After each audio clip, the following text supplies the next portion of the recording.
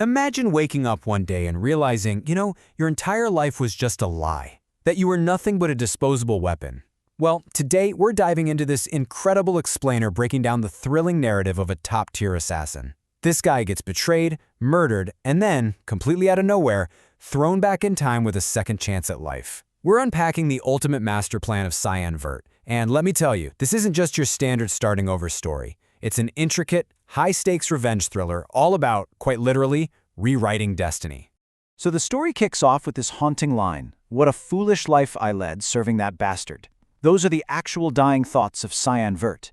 In his previous life, Cyan was the most lethal assassin on the continent. He did literally all the dirty work in the shadows just to help his brother, Ashel, become emperor.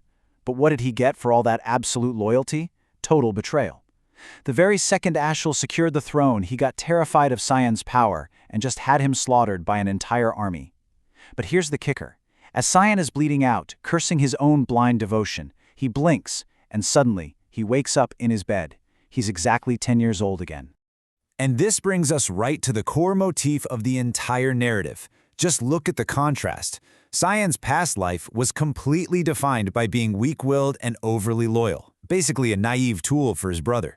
But this new life, it is the exact opposite. Now he's ruthless, he's fiercely independent, and he swears to serve absolutely no one but himself. He brings over all of his elite assassin combat intuition from his past life, but this time around, there's no way he's going to be anyone's shadow. Okay, so that leads us into Act 1, a killer's second chance. Because the moment Cyan wakes up, he doesn't just sit around planning, he takes immediate action. What's absolutely insane here is the sheer speed of his progression. I mean, within his first hour of waking up in the past, he's thrown into a training duel with his half-brother Cray, a guy who used to bully him relentlessly. But instead of losing like he did originally, Cyan totally humiliates Cray. He dodges effortlessly, beats him to a pulp, and just leaves him crying on the ground. Then, within literally one day, Cyan leverages a meeting with his father, the Duke, and demands to be sent to the brutal, monster-infested front lines. And over the next month, he aggressively rebuilds his frail 10-year-old body, forcing mana through his system so he can actually wield his lethal skills again. Talk about hitting the ground running. And that brings us to Act 2, Forged on the Front Lines. To truly test his brand new resolve, Cyan heads straight for the Lamea Valley.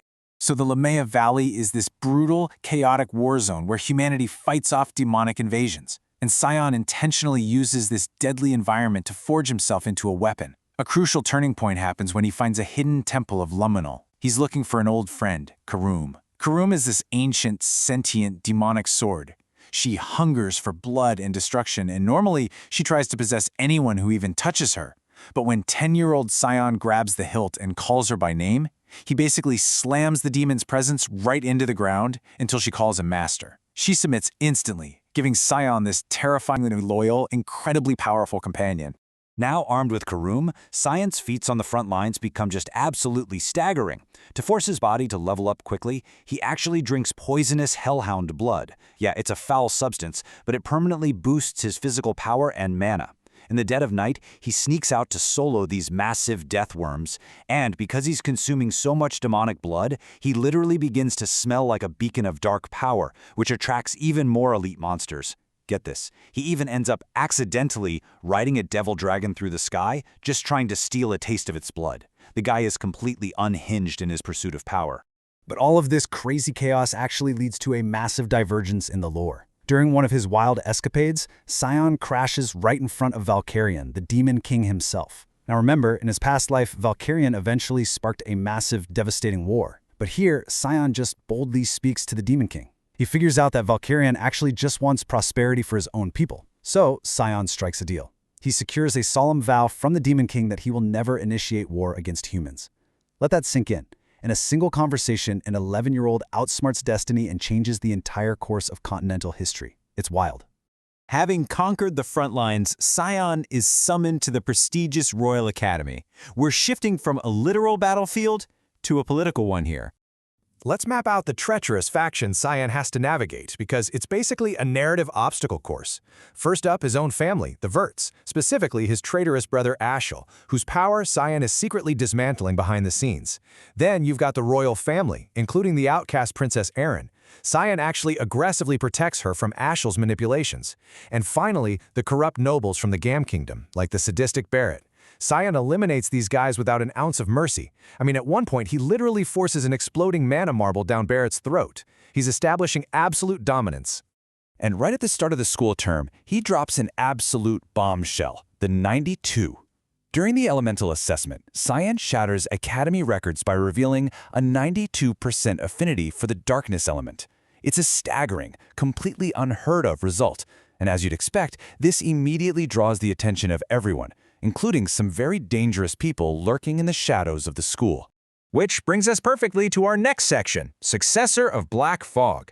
Because Cyan isn't just playing school politics, he's reclaiming his old position as the ultimate assassin. To do that, he needs an organization known as the Mist. The Mist is this ancient, legendary assassin syndicate. They use deadly black fog magic and worship Eru, the god of darkness. They're essentially the boogeymen of this world, wiping out corrupt nobles from the shadows.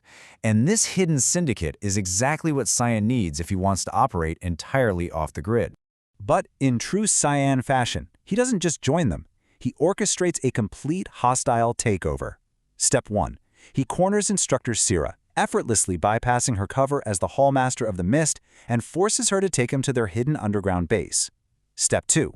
Once he's in, he easily defeats a gauntlet of elite Mist assassins using high-tier fog magic they haven't seen in centuries. He proves he's not just some kid. And finally, Step 3. He steps through a portal to face Eru, the god of fog himself. Eru recognizes Cyan's terrifying potential and officially grants him the title of successor. So now, this young boy commands the deadliest network in the entire empire. Now this raises a really crucial question for the narrative. How exactly does an 11-year-old completely overthrow an empire? Raw strength just isn't going to cut it here. He can't just fight everyone head-on, right? To truly destroy his enemies, he realizes he needs to completely disappear and strike from their absolute blind spot. And that leads us straight into Act 3, setting the ultimate trap. Cyan decides it's time to orchestrate a true masterclass in deception. It all starts by using the corrupt council head Boris as a sacrificial pawn. Cyan discovers that Boris is using dark, forbidden magic, manipulating minds, hoarding demonic power, the whole shebang. So Cyan corners Boris, but not just to kill him. He uses this corrupted mage to set the stage for an epic, incredibly public showdown. He turns Boris's own twisted magic against him, creating this massive spectacle that draws the attention of the entire capital. And more importantly, it draws the attention of his older brother, Ashel. Then the grand illusion unfolds like absolute clockwork. As Ashel and the Royal Knights arrive on the scene to play the heroes, Cyan deliberately acts like he has been completely consumed by evil, demonic power. In front of a massive audience, he orchestrates this spectacular fake battle, ultimately allowing his brother Ashel to, quote-unquote, heroically strike him down.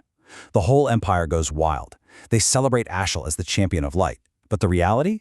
There's no way Cyan is actually dead. He willingly gave Ashel a hollow victory just to completely erase himself from the board. To the world, Cyanvert the threat is gone. From the ashes of that hollow victory, a brand new identity is born. Gunter, the Shadow Knight of House Robbie. Cyan uses an ancient artifact to physically alter his face and perfectly disguise his voice. He travels to the outskirts of the empire, infiltrates a disgraced noble family, and emerges as their silent, lethal guard knight. He's totally shed the baggage of the Vert family. He's now a ghost, operating with the full might of the Mist, completely undetected. And that leaves us with his final, provocative thought. Cyan has completely rewritten the board. He's got all the power, zero oversight, and his enemies are blind